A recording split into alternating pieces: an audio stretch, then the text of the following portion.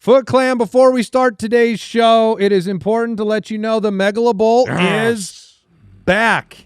And it's back in a big way. Over 20,000 players last year. We're going to break a record this year. Go to megalabowl.com, and you can be a part of the biggest fantasy football league in existence, have a chance to not only win a spot in the listener league for next year, but you'll also have a chance to win an ultimate Foot Clan subscription for life.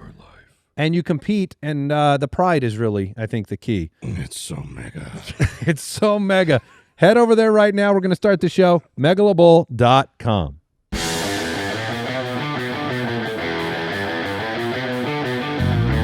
Welcome to the Fantasy Footballers Podcast with your hosts, Andy Holloway, Jason Moore, and Mike Wright.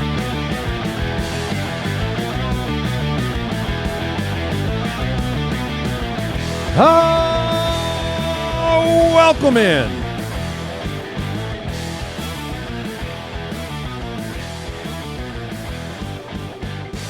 Thursday, August 20th, the Fantasy Footballers Podcast. Oh, boy. Another day, another groin. That's my motto. Another day, another groin. Dude, I was going to make a joke. This show is How rated R this week. We made it to tomorrow, but I forgot. You forgot? You thought we had a pretty big one. Without Yeah. Just one day. We just want Pretty big one, huh? day without a groin injury. Tyler Warren this time? Yeah, Tyler Warren. What would you tell him? I would tell him to stretch it out like a butterfly would do.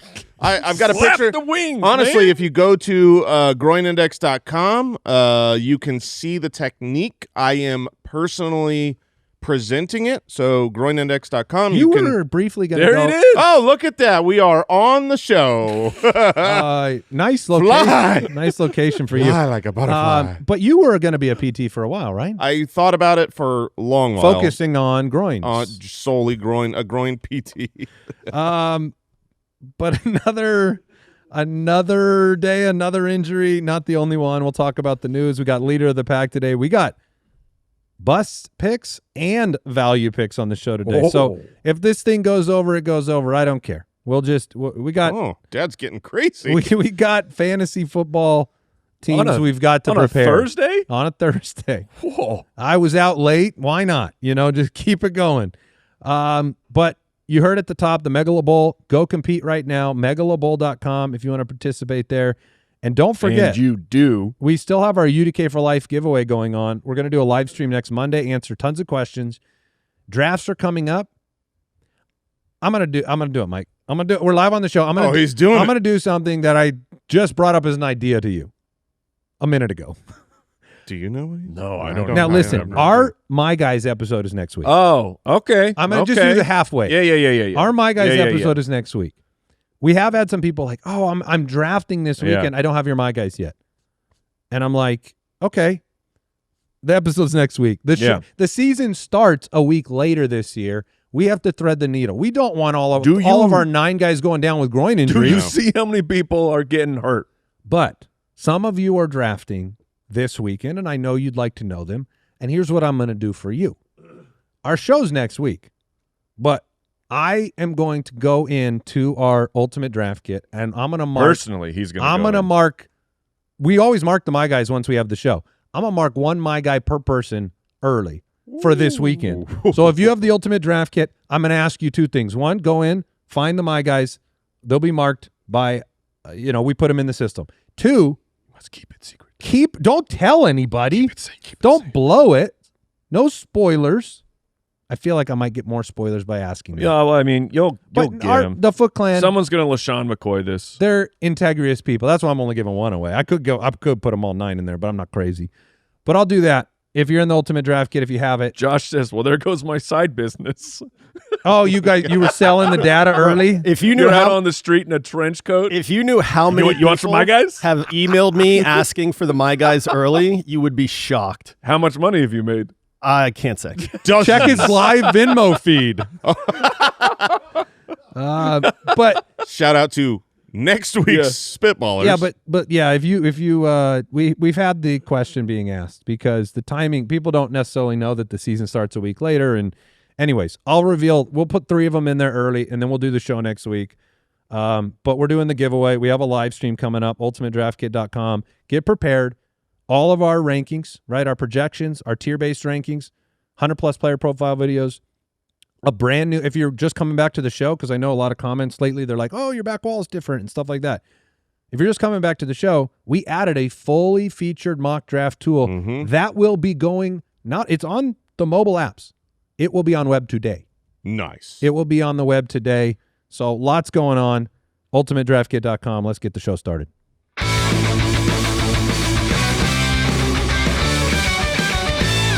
Leader of the Pack, presented by PetSmart. All right, we are looking once again at a complicated situation, depth chart-wise, on a certain team. We've covered a couple of teams over the last couple weeks. Today we're looking to crown a leader of the pack. And I'm not going to say that, some of these teams, maybe it's a stroll through the meadow and the flowers are blooming and we're going through the swamps here. Yeah, sometimes it's like it's a pack of wolves. Sometimes it's maybe like some coyotes or hyenas. Varmin. All right. I'm terrified of hyenas. Well, in this case, it is. I'm terrified of the Dolphins receivers. It's the Dolphins wide receivers. Brooks calls it a pack of dolphins. Brooks, a pack of dolphins. It's a pod. You idiot. Oh, man, get by. Yo, Brooks, all the money in the world. He works on a podcast. He doesn't know what a pod is. Can't buy an education. Give me a break. So rich. Learn about sea life. Well, 60% of the Dolphins' salary this year is dedicated to players not on the team. Did you know that? That would be Tyreek Hill, Jalen Waddle, 2 wideouts that are not on the team, but will be receiving a ton of money and counting against the cap incredibly. $28 million Tyreek will count against the cap, $23 million that Waddle will. But that has to be a record. Where there is an absence, there is an opportunity, right? That is correct. The most vacated target share and air yard share in the NFL, and a wide receiver room entirely undrafted in fantasy. Malik Washington, Caleb Douglas, Chris Bell, Jalen Tolbert. Greg Dulcich. These are the players that not my guy, but my this is like your dynasty team. Bad. Excuse me. I have Cyrus Allen. These are Malik Willis has to throw the ball to these players. And he will. By rule, the Dolphins have to play 17 games this year. And so they will actually have offensive yardage. And I know it can't all be Devon Achane. So, yeah, I mean, I did have Kyle look up once upon a time because I was like, this team will be playing 60 minutes every single week and no one is drafted. Is there a situation in the past where you see a bunch of wide receivers where we're just not sure, we think it's a bad offense, no one is drafted, and what's the lowest they finish? Unfortunately, it did seem like historically there are plenty of examples where it turned out no one was worth drafting. But the question is, if someone's worth drafting here, who would it be? Well, and I know my answer clearly. Was anybody worth drafting for the Raiders last year? I mean, it was a similar situation. Brock Bowers. Not at wide receiver. No, wide receivers. Oh. Mike, what are you doing here? Well, we have a tight end listed in this group here. No, I read the wide receivers. And I mentioned Greg Dulcich. Oh, okay. Well, he doesn't count. We're looking at plays tight end. Just making sure you know. What are you talking about? Greg Dulcich. He plays tight end. Yeah. We're talking Mike about just making sure. We're talking about the wide receivers for the Dolphins. What is it? Okay. Who's the winner for you? For me, it's Caleb Douglas, and it's funny because recently I've made a lot of comments. We all have about the fact that when you draft, and I don't mean rookie year playing them. I'm just saying at our fantasy football draft, when you draft wide receivers who weren't drafted in the first round, it is universally usually a bad pick. The reason why is because even day 2 picks average sub 50% snaps, and that's really genuinely what it comes down to is, are you on the field week 1? If you're not on the field week 1, it's a bad draft pick. You don't need to hold on to a rookie wide receiver who might develop later in the year. You don't need that the first few weeks. But the reason why Caleb Douglas might break the mold, I mean, we always talk about this, right? Like, even if it's an 80% of the time they bust, that would mean 20% of the time it works out. And the reason that I think Caleb Douglas is maybe able to break the mold is because he will be on the field. From week 1, I expect him to be playing pretty much 100% of the wide receiver snaps. He played every snap with Malik Willis in preseason. You've seen enough Malik Washington to know that he's just not that good. Not good enough to produce. Exactly. He's fine. He's a good NFL wide receiver. He should be on an NFL team.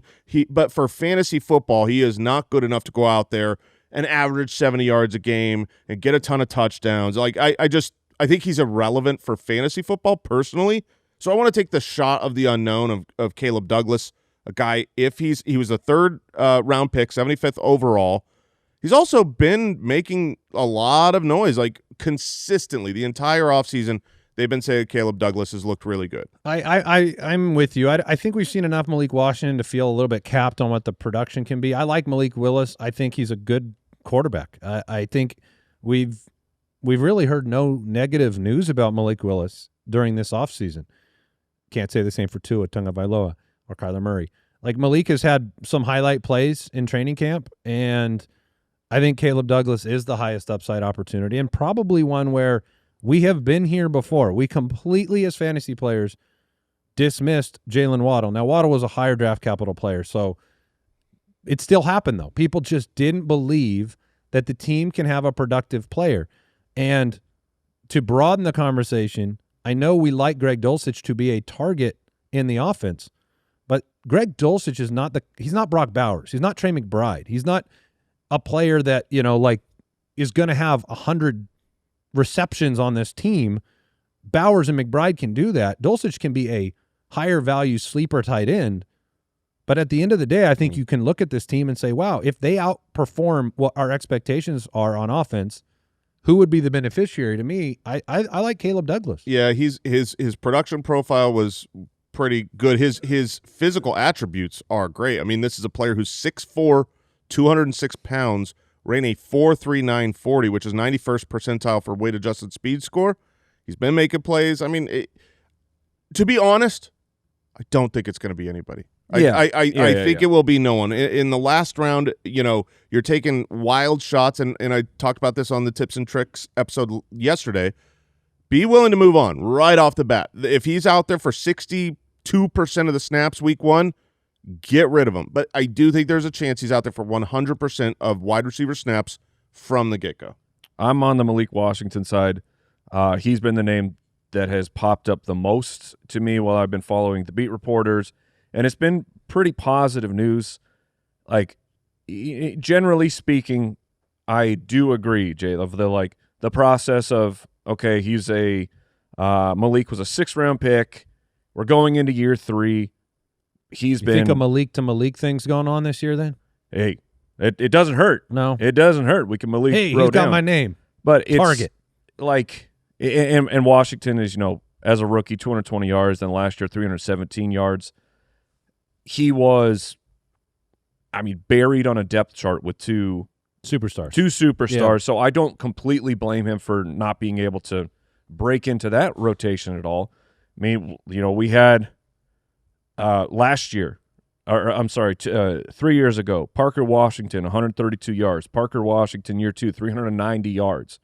And now Parker Washington's the hotness. Like, it's not impossible. It's not probable at all, but I'll put my bet on the third-year veteran. It was a tough decision for me between those two, and I will say the underdog in this situation, unfortunately, the guy with maybe the most talent. Oh yeah, and we're just with Chris Bell. Chris yeah. Bell he was a fringe first-round pick, tore his ACL, drops to the 3rd round, but from a talent perspective, right now their coaches say he's a long way away. Yeah, that would be next year. In a dynasty league, after the draft, I had Chris Bell ranked ahead of Caleb Douglas because long-term, I think he is the more talented player coming out of college.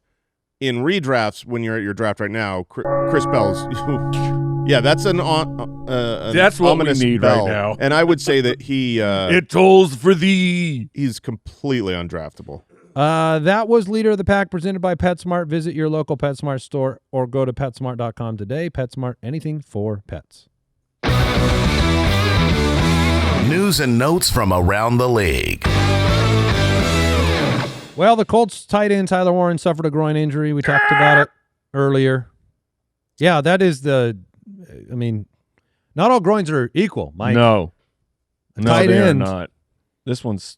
I mean, those are big boys. Right now they're saying there's no. Just shut it down, please. Yeah, right now they're saying there's Please no stop. worries for week 1 of the regular season.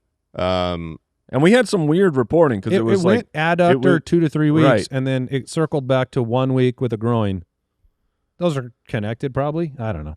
Mekhi the Lemon. adductor is connected to the abductor. Right. I don't know. There's a machine that does that thing. Finally, good news in the news section. Yeah, Mekhi Lemon is returning to practice on Thursday. Hey, all right. So don't pull a Jordan Tyson. He's coming back from a hamstring. Stay on the field. yeah, Lemon. that's tough always. I got a snake, man. The snake I don't know himself. how I feel about that anymore. I just don't. It's just not. Okay. Mekhi Lemon's press conference lives forever. I don't have any other big time news. Was there anything that I will say this, the commentary right now, let's talk Giants running back room for a second. Yeah. We brought up the Najee Harris signing, which, was easier for me to dismiss without seeing any film of Najee Harris recovering from this injury. He looked good in the limited amount of film we had. And The Mike little brought individual drills. Yeah, his cuts were nice. And Mike brought up the missed block by Tyrone Tracy Jr. was significant. And then more news around New York came out that it shed a different light on Tyrone Tracy when he missed a block, allowed their future, basically, their franchise, Jaxson Dart, get blown up. And Najee, you mentioned being a very good pass blocker. But the whole point of this that I want to bring up that we didn't discuss was, and I know you adjusted him down, but the possibility that really Cam Scatterbo doesn't maybe play as much as we think he will for the first half of this year in terms of volume. Yeah, I would say these are not – I'm not setting off panic alarms by any stretch, but you got to pay attention. This is a new variable. We know that it's being reported by Jordan Renan that it's a veteran minimum deal. There's no guarantees. So this could be Najee's a camp body. Could be, and then he gets cut, and then okay with it. But there's smoke when you have a guy coming off an injury. You have a player with one of the biggest pass block whiffs we have witnessed in the preseason. Oh man, it was bad. It's just it's something to pay attention to. All right, that'll do it for news. We will take a break, and we've got some busts. Oh, Kyle's saying the Najee's workout was set up even before the Tracy non-block. Yeah, I mean, that lends itself even more towards just what involvement will Scatterbo have, Tracy, Singletary, and depth. I mean, you need it. I want, as an absolute lover of Cam Scatterbo's play style, film, history, everything, I want to be so in. Coming into this offseason, I was like, he's probably going to be my guy. And I just have bad vibes there. I don't love – I'm not quick to pull the trigger right now. I think it might be a slow start to the season. Well, we're going to continue the conversation here because we get to talk about this team again in a moment. My last point on it is, again, I'm just trying to think out loud and I don't want to be an alarmist or panic, but it's just we've seen this before. We've seen day 3 running backs come in and have success in fantasy football. We love these players, and then someone new comes in and they're gone. And it doesn't make sense. We just had we had the Dameon Pierce year where he comes in, he's pretty solid for fantasy football, and you think, well, he's got to be the guy moving to next year. Absolutely not. They just got rid of him. Well, it doesn't help that there's a change in. That's what I'm saying. You have Scat is not only a change, Harbaugh's but, guy. There's a turd at offensive coordinator. Yeah. Oh, but we can just move on because we're going to talk about this team. Okay.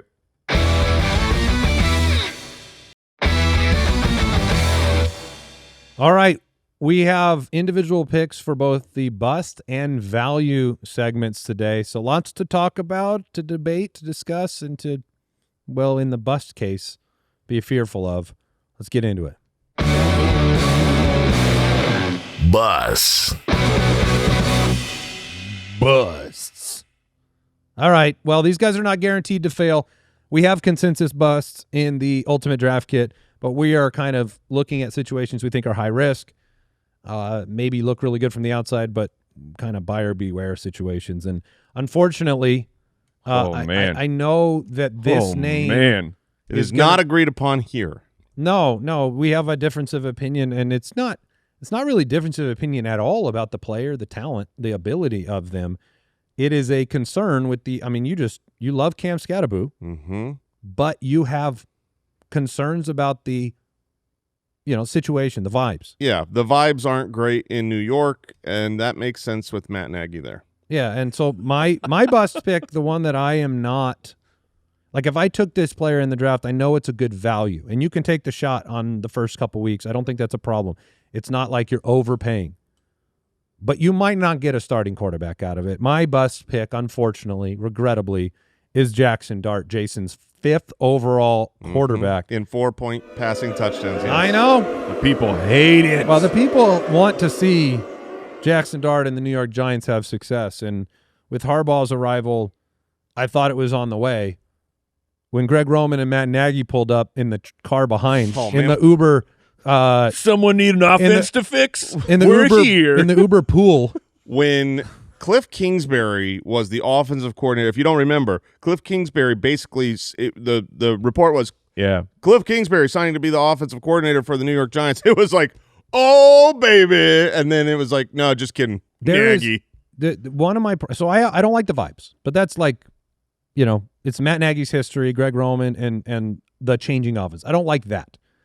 But here's what I do not believe is compatible for Jaxson Dart. I do not believe you can simultaneously run the way Jason wants him to run and play enough football to make you happy in fantasy. He had 10 games last year. He went to the medical tent in 5 of those 10 games. He has already gone to the medical tent in 1 game. You cannot be in a position where at any moment your starting quarterback runs with such reckless abandon, finishes runs with reckless abandon, and then in press conferences tells them that's just who I am. If you're not built like Cam Newton, I have concerns. Maybe he's got like a cappuccino machine in there or something. He loves the blue tent. In the medical tent. He's just a little pick-me-up. I think you will either see a fundamental change in the amount that he runs, which is very, very possible, I think, with these old heads as head coach and offensive coordinator. I think you could see a change in offensive philosophy that is concerning and is going to require Dart to do some things we didn't get to see evidence of last year, which was be under center more often, make the right read, don't run the football. And so I think there's a lot of excitement. I understand that he represents high rushing upside, but I do believe that he will be hurt if he does what he's been doing. And I think Harbaugh is the kind of guy that's going to rein that in a little bit for the sake of his team having a quarterback that is healthy. And, it's a concern. If you look at last year, he was on fire to begin the season. First 7 starts, 23.3 fantasy points per game, 3.1 design runs per game. Let's go. Oh, wait. You got concussed. You come back. You have another 5-game span. All of a sudden, you got 1.4 design runs per game. That's a big difference. You go down to 16.6 fantasy points. If I had to guess where he ends up this year, it's more in that range. It's 16 to 18 fantasy points a game. I don't think the upside is as high as Jason does because I think that there's something that's going to go wrong. And I won't get into just how horrible Matt Nagy is, but yes, I will. Brian Daboll, by the way, after he was fired, the offensive system changed. I love Brian Daboll. I think it's one of the reasons I've been in on the Titans making a progression forward. Brian Daboll was the key to some of what Jaxson Dart was having success with. Matt Nagy, man, he does not press the easy button in the modern NFL. Second lowest motion rate of any play caller. Third lowest play action drop back rate since 2021. So we're not going to pretend to run, right? Let's not do that. Let's not give an easy opportunity for your quarterback. Let's just do what no one else is doing anymore and put him in behind center. They ran a ton of no huddle last year. I think Dart was great with that. Dart's like metrics and stuff when they were going no huddle and hurrying up and playing some street ball. His numbers were elite. He was pretty much one of the best in the league in no huddle and one of the worst in the league in no huddle. And I will say this, like huddle. You're going to here's the last We piece are of the puzzle. not huddling. The last piece of the puzzle is kind of wild, and I'm going to paint the picture for you. You're going to start with some matchups that are okay. They're favored in 3 of their first 6. They have the Rams in week 2 in L.A. That's a tough one. But that's your acclimation to the new system. So how quickly does that happen? You go from week 7 on, I don't know if there's a worse schedule. It's a gauntlet. You're in Houston. You're in Philadelphia. You're in Seattle. You're in Detroit. Those are tough. Detroit's defense should be injured by that point in the year. I mean, you are favored. They are favored in 2 of their final, what is that? The rest of the season, the final 10 games? I said the first 6. So the final 11 games, they're favored in 2. They got to play Cleveland. They got to play Jacksonville. They got to play San Francisco. I don't know. I am concerned with the hype. I think it's gotten out of control because we want it to happen. There are players that we just want to work. I think Trayvon's a guy we all want to work. Yeah.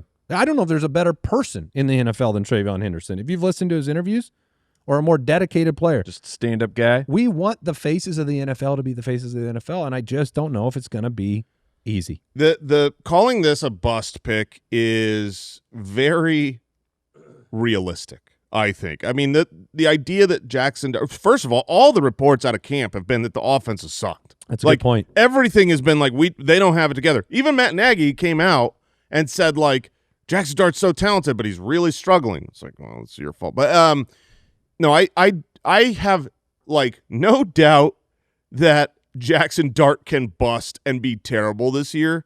I'm really in on Jaxson Dart because I think should it work, he is, if he's in the 9th round where I've seen him in plenty of drafts, should it work, he's one of only 3 quarterbacks in the league that I think can easily rush for over 700 yards. He was on a 17-game pace of about 700 yards last year in his rookie season. It's him, Jaden Daniels, Lamar Jackson, that's it.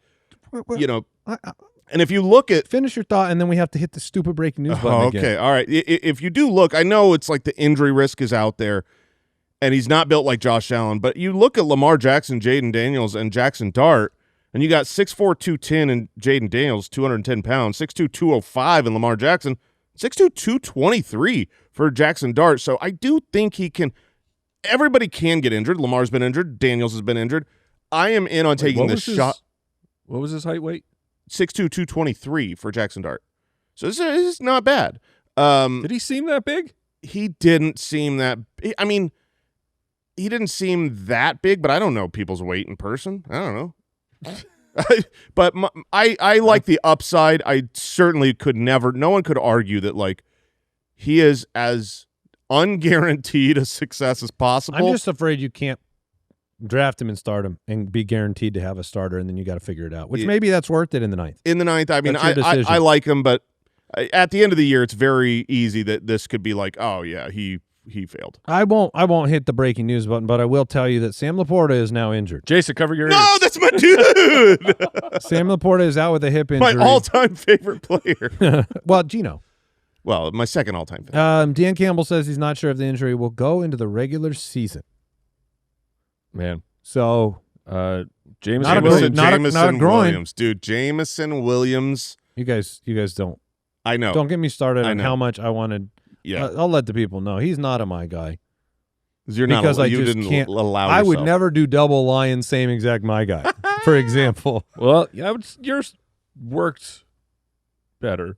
Kind of. I mean, the first. I mean, he was the first half of the season last year was so bad that most people like moved on. But he finished pretty darn good. When Laporta went down, when Laporta went down, he was unbelievable. And if Laporta starts the season on the bench, this is an offense you want pieces of. I find myself way more like Andy this year on Jameson Williams. I want Jameson Williams on my team. He finished as a top 10 fantasy. Oh yeah. Receiver. Also, and you're like me. Well, first half. Yeah, I mean he finished in the top 10, man. If the first half sucked, that means that he's winning championships. I mean, it's just like the truth series. It was the change of coaching. Yeah, I mean, it was when they did the offensive coordinator change and Laporta combined. But I think if you were someone that had drafted him, I mean, up through week 8, you had 2 playable games. Sure. So I'm just saying that you're definitely helped people win. They helped whoever's team they were on at the end of the year. Yes. That was like Chase Brown. Like you felt like you took a giant L on a my guy last year because it was for the first 6 weeks. It was like, oh man, what a loser. Well, and then he was unbelievable and helped people win. I call that a win. I didn't realize that. I thought you moved off this bust pick. I did not know that you went forward with it. No. I very much. It's funny because let's make a trade on the show then. we might. I'm gonna go make an offer. Go on. Share your bust. Okay, so this bust pick was in there for. Don't share your bust, but go on. This pick was in here for a couple weeks now.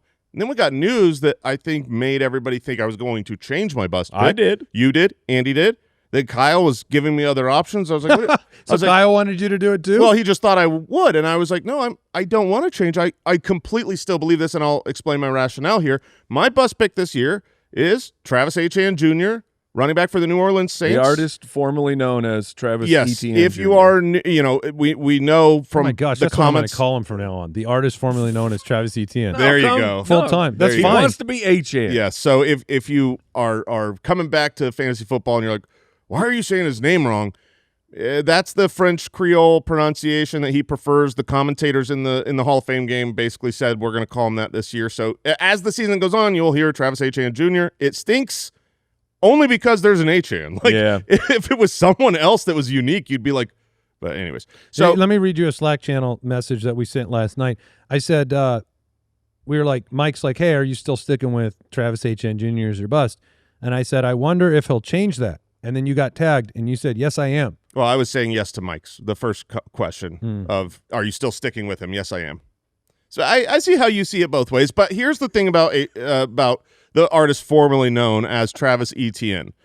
There are 3 reasons why I don't like him as a pick where he's going right now. One is the change in the offensive expectation, right? He was on the Jags last year, which was a top offense, and he's switching to the Saints, which hopefully can be a better offense, but they're obviously a much worse offense last year than they were. And as far as the offensive line, it's a downgrade on the offensive line. Second is the way he scored fantasy points last year. And then there are some specifics on the tips and tricks we brought up yesterday that you brought up, Mike, that really speak against Travis Etienne this year. Yeah. Okay, so here's the thing. The first point offers. Oh, you made me a live offer. No, don't worry about it. Do your talking. Okay, how he scored last year, he's not ever been a very efficient back. I don't think he's been okay for fantasy. He's scored a lot of touchdowns, but he hasn't really been a very efficient back. And inside the red zone, he was downright horrific. Inside the 10-yard line and inside the 5-yard line last year, 10 zone attempts, which these are money in fantasy. He had 26 carries inside the 10. That turned into 4 touchdowns, a 15% rate. That is abysmal. He had 12 of those 26 inside the 5, and those turned into 2 touchdowns. The only running backs last year that were worse in those metrics were, weirdly, Saquon Barkley and Woody Marks. He was not good. Where his touchdowns came from were receiving touchdowns. He had 6 receiving touchdowns, and yet he only caught 36 passes. How rare is that? He joined 2014 Ahmad Bradshaw and 2018 Kareem Hunt as the only running backs over the last 25 years with 6 or more touchdowns on less than 40 receptions. 43% of his fantasy points came from those touchdowns. That is not repeatable. 5 of those receiving touchdowns were inside the red zone. I mean, how rare is that? Well, he had 0 receiving touchdowns inside the red zone for his entire career. So now you've got a guy who kind of was propped up from rare touchdowns that aren't very repeatable, wasn't efficient on the ground. He's changing teams to a worse team. And my biggest argument against him for most of this offseason has been, I'm sorry, but Alvin Kamara is going to be involved. But Jason. Yeah, but Jason, Alvin Kamara's injured. Yeah, he is. At most, Alvin Kamara at this point in the timeline says he could be ready week 1. But let's say he misses the first 2 weeks of the season, okay? He's not back till week 3. When he gets back, he will be eating into the pass-catching work of Travis Etienne Jr., which is where he made his fantasy points last year. Those first 2 weeks that he might be alone, you want to be on the road against the Detroit Lions, who have, when they're healthy, one of the best run defenses in the league, Or do you want to be on the road against the Baltimore Ravens? Both games, you are more than touchdown underdogs. That's not good for a running back. Kamara's going to be eating Jell-O at the retirement home in week 2.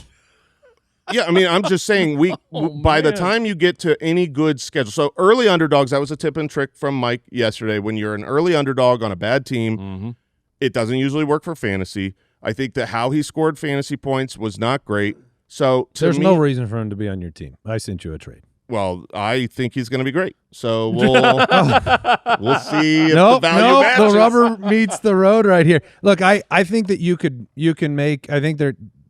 I don't think you can make an argument that anything you said was incorrect. I think the only argument that I have is the same sort of argument I feel towards Kenneth Walker.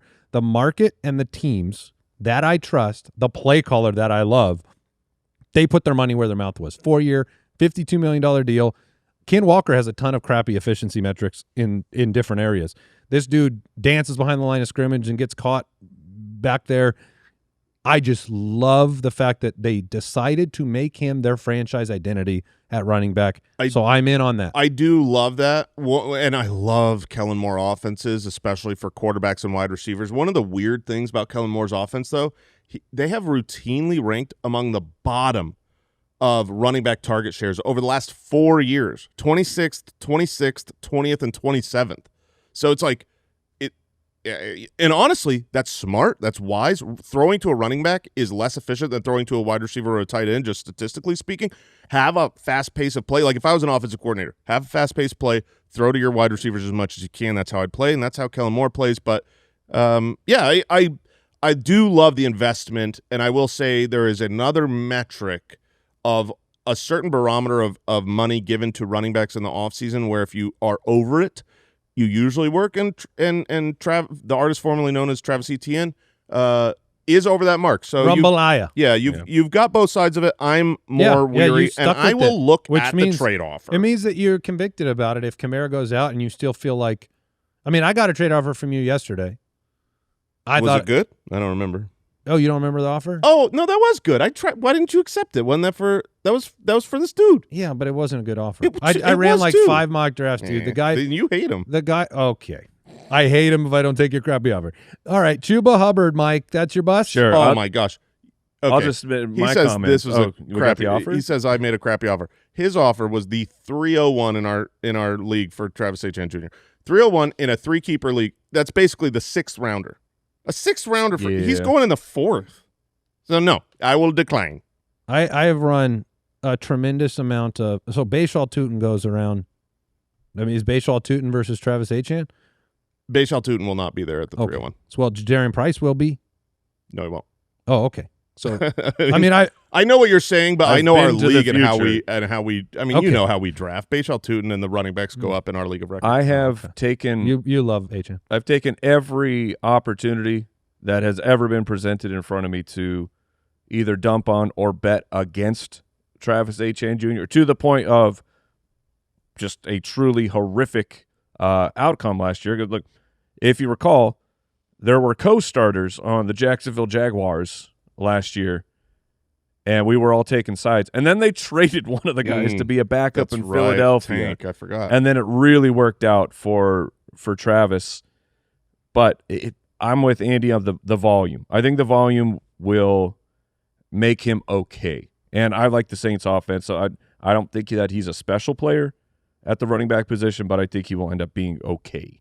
My bust pick here, currently running back 28 going in the 7th round. So this isn't like a huge investment, but I'm putting the foot down, I'm putting the flag in the ground. It's Chuba Hubbard. I want absolutely nothing to do with him.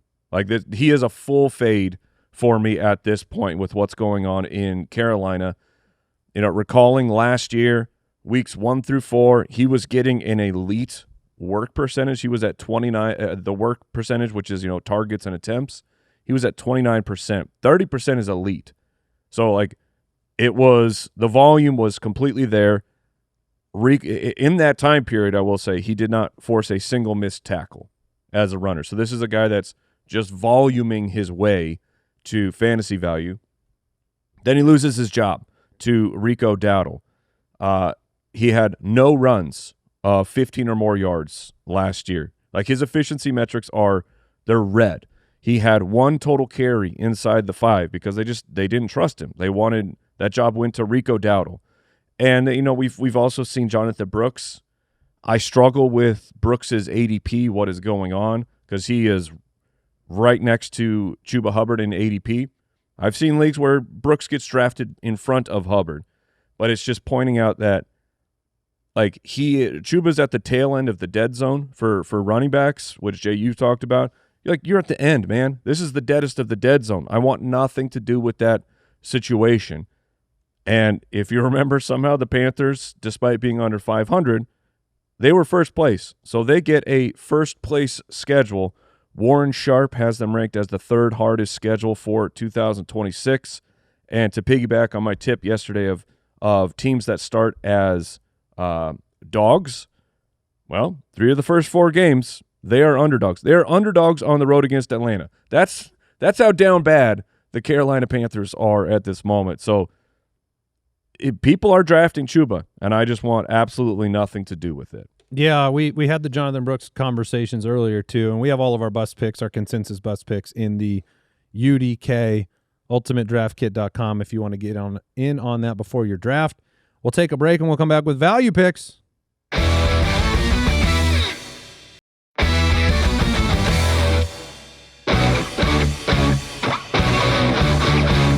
Values. All right, value picks. I'm going to take a layup here. I think genuinely all 3 of our value picks are fan-freaking-tastic. I think they're layups, and they're mispriced players in fantasy football. I really do. It's Chris Godwin. Chris Godwin for the Tampa Bay Buccaneers. Ibuka, whether he's there or not, I don't like that he's dealing with the toe injury. That's going to add to the equation in terms of Chris Godwin is the exact kind of name that never moves up no matter how much you talk about him, has a history of productivity, will be sneaky good from a PPR perspective. I mean, we talk about Keenan Allen leading the Chargers in receptions at 34 years old last year. Chris Godwin has a connection with Baker Mayfield. Baker Mayfield is back and is healthy. You have a lot of question marks with Hurst, McMillan, Tez Johnson. None of those guys profile as high volume. What's your face here, Jay? Dude. But Emeka Ibuka being hurt doesn't really even bother me. I like Godwin. Godwin on ESPN, he's in the 13th round, 1304 in full PPR. What are we doing? Yeah, to me, it's He's just old busted, man. It's a layup situation. He was not one of the names I mentioned in the 10 oldest players, right? I mean, you have he's close. He feels older. He's 30 years old, and yet he signed a 3-year extension last March. I mean, this team has him as part of the plans. He dealt with injuries. Injuries are going to be a concern for players that get older, and especially at wide receivers, but he's not in that group yet. When he came back, he had some high target finishes. To me, this is just most of the time I say you want to take high upside shots at the back of your draft. This is one of those stabilizer players that I think you can start any week you need to, might start more often than you think, and has been a standout at OTA. So there's really been no concerns around Godwin, but not enough publicity. So to me, my value pick is Chris Godwin. I'm in. I think Chris Godwin is a solid pick for. I think he has a lot going for him, and you can even say, Ibuka we get to the end of the year. Ibuka's clearly the number 1. Okay, fine. Baker Mayfield can give you enough production that you have 2 contributors in the receiving game. And of the other players, yeah, but your chips have to go to Chris Godwin. Godwin does not need Emeka Ibuka to be injured to be good at all. He's been good with Mike Evans on the field, and Mike Evans is gone. I mean, where he's going right now. I totally understand when you're older, you don't have the upside of being oh, this guy could be a top 7 wide receiver in fantasy. But here's what he could be: an absolute every single week, must start wide receiver 2 type of player. He could, and that is so valuable in fantasy. And to be basically a free square ADP wise, I can't believe that ESPN ADP 13th round. Yeah, I mean, I think it's just one of those, people are going to take Diggs ahead of him in drafts. People are going to take Keenan Allen ahead of him in some drafts. That's going to happen. Yeah. Because Chris Godwin is just quietly he was there. He was injured last year, and I think that's a big part of it. People just think he's injured and we're done. tired of it. But genuinely, it is 2 years in a row that he played 7 and 9 games. Camp reports have said not just that he's been good, but that like his explosion's back, and he's just even really if you explosive. get half a year with Chris Godwin for that price, Sure. Yeah. I don't care. All That's right, fine. My value is so weirdly underpriced. If I describe the player before telling you the player, it makes no sense. What if I had a third-year quarterback who has literally scored the 4th most fantasy points through 2 years ever? Last year, he led the league in passing attempts, and this year, he's got all of his wide receivers back, including a high-drafted wide receiver 2 last year who's been making buzz, but then they trade for a star wide receiver to add to the core. And his first year, he was the quarterback 6. The quarterback 7. The second year, he was quarterback 6. And so now, all of that coming together, he's being drafted at quarterback 15. What? Bo Nix. Yeah. Bo Nix is... Boom shakalaka! I mean, why is he being drafted over double the amount of positions that he's ever finished? Like, he's never finished half as bad as quarterback 15. They add Jalen Waddle. They're on a good offense. But Jason, Yes. he got hurt last year, and their playoffs, he did. schedule's really crappy. So a crappy schedule is absolutely true in the sense of difficulty, but it isn't necessarily a bad schedule if he's good. He also sometimes seems drunk. What? He does. When he's outside He the does. pocket, sometimes he seems like he's had a drink. He rolls out and he's like, I feel like sometimes he looks at the crowd and he's like, check this out. I genuinely... Phew, and then you're like, Watch oh, this. not even close. I genuinely thought that what you were saying was some interview thing. I'm like, I don't remember him seeming drunk. No, him on the field. on the That field. would be us during our So the show. opening schedule, he's got to play the Chiefs, great team. They're probably not favored. He's got to play the Jaguars, great team. He's got to play the Rams, great team. He's got to play the 49ers, great team. He's got to play the Chargers, great team. I get that those he are was decent not a my guy defenses. for me solely because of the first 6 game schedules. Yes. He's been on our board as a my guy. I'm so in on Bo Nix, and I didn't know some of those numbers you just shared.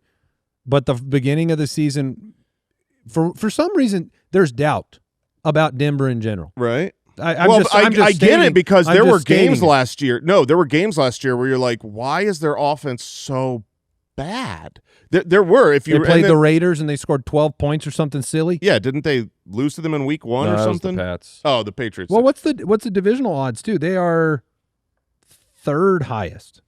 So Chiefs, Chargers, Broncos, Raiders. my argument Chargers? on these, yeah, Plus Yeah, 160. Excuse me, I have to Chargers are I have to second. visit someone real quick. Chiefs plus 160, Chargers plus 190, Broncos plus 225. a lot of times That's when you wild. are playing against another good team, if the Broncos are a very good team, if Bo Nix is a good quarterback, then you actually want games like the Chiefs, like the Chargers, like the Broncos, like the Niners. Those games could end up where the quarterbacks go tit for tat and it's over 50 points scored. Yes, they might be not favored in the game, and you go, oh, for the first 6 weeks they're underdogs. Being an underdog isn't always a problem. Much more so for running backs, but for a quarterback where you've got to keep up, great, because they've got a great defense. So you want them to play against teams that are going to score a lot. So I think he's just right now. If you're in a super flex league, he is just How so about mispriced. how about you pass on Jaxson Dart and take Bo Nix? Sure, I'd be happy to. If I'm in the often I am waiting for Dart in the 9th and someone takes him before me. Bo Nix is a great consolation prize. I have no problem with that. Oh, this is a breaking news. I had no clue you liked this dude, Mike. Your value pick. I love this player, and People are coming back. and yet I think he remains an absolute value in You drafts. are, in fact, the highest on this player. You Hey, did it. Hey, we found one. Hey! We did it. I do like him. I don't know how you were lowest on every other player in the NFL, but I you're the don't know. highest on this guy in our rankings. It is Mr. Zay Flowers of the Baltimore Ravens, who Did he get the mister when he collected that check? Yeah, I say we're going to start at the top. The dude is #good. Baltimore thinks so, to the tune of $104 million Guaranteed.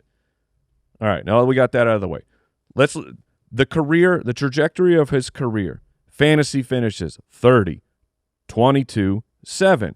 His consistency ranking 29, 25, 16. That one I care a lot more about, His really. Target share 24%, 25%, and then 28% of Baltimore's targets last year. We talk about it all the time. Targets are the stickiest stat. Like touchdowns come and go. Targets are forever. And looking at the way that the draft is going, like everyone else with a target share of 27% or higher is being drafted as a top 12 wide receiver besides Garrett Wilson and Zay Flowers. Those are the only two guys not in the top 12 who last year had at least a 27% target share or higher. You have Lamar Jackson. Yes, it was a down year for him. I'm throwing that in the garbage. Lamar Jackson still remains an elite quarterback in the NFL, in my opinion. Since 2010, 30 wide receivers were drafted in the first round that saw 300 or more targets through the first 3 years. They averaged a touchdown every 18.3. So Flowers' touchdown expectation, he should be at 19 instead of 14. Like I'm saying, I think there is some touchdown regression that can happen for Lamar. It's not the same system. Like if you said, hey, positive regression. Yeah, yes, in a positive direction. If everything were exactly the same, maybe I'd have less hope for Zay Flowers pulling in 7 or more touchdowns on the season. Are they long ones? No, look, this is what I'm saying. If we don't know exactly what will change, but we know there will be a big change. What won't is he's number one on the team, and like the separation between him and the rest of everyone else on this squad as a skill position player, I think it is a massive, massive gap. I mean, we're talking about Jacoby Lane is the hotness of like a fourth round rookie. I was going to say, we know what Bateman is, so Bateman's not a threat to Flowers. Right. We know what Andrews is at this stage of his career. They don't have another up-and-coming tight end. Correct. That's actually a concern for the Baltimore,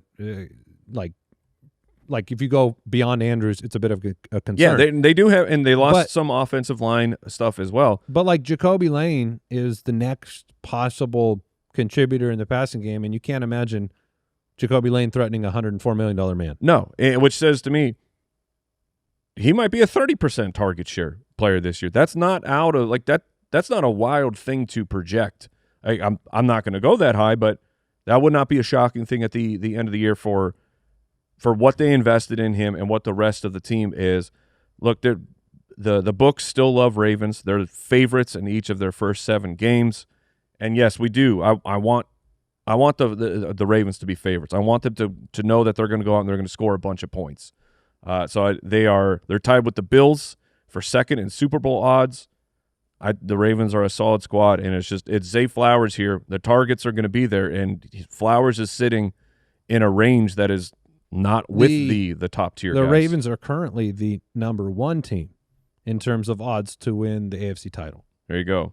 At plus 470. Really? They passed Bills the plus Bills? 510. Sometimes those numbers, Mike, when it's Super Bowl versus AFC title, are somehow different, even though they're the same thing. Tomorrow we have a mock draft mayhem episode on the show. We're going to be talking through a lot of great stuff next week, including players we're embarrassed to love. Mike is not embarrassed of Zay Flowers. He is I am proud of it. And then we'll get into some mailbag. We will do the My Guys next week. And like I said, I'm going to sneak 3 names into the UDK. Somebody over there remind me to do that right after the show so that you guys have a little teaser. Don't tell anybody about it. We got the show on Wednesday. And don't forget you about... You can tell them that. The Megalo Bowl. Go get in there. Megalobowl.com. The time is now. Drafts from September 4th through the 8th. The day before kickoff. A bunch of different times you can choose from. You'll get placed in a league. We have really refined the rules over the past few years. We've got double the amount of admin commissioners this year to make sure that these leagues are run exceptionally well. And let me tell you, the amount of hours and hours and hours that go into making sure these drafts go off correctly, that there aren't tanking or collusion or problems in these leagues, and it's just a lot of work goes into them. They're very, very fun to play. They're very fun. Everybody who's in them loves them, and they play year after year after year, and I enjoy it. I enjoy meeting Foot Clan members in it. Yeah, so go there right now, megalobowl.com. We will say goodbye for today, but we'll say hello again tomorrow because we have another episode coming your way. Some mock draft mayhem. We'll talk to you then. Goodbye.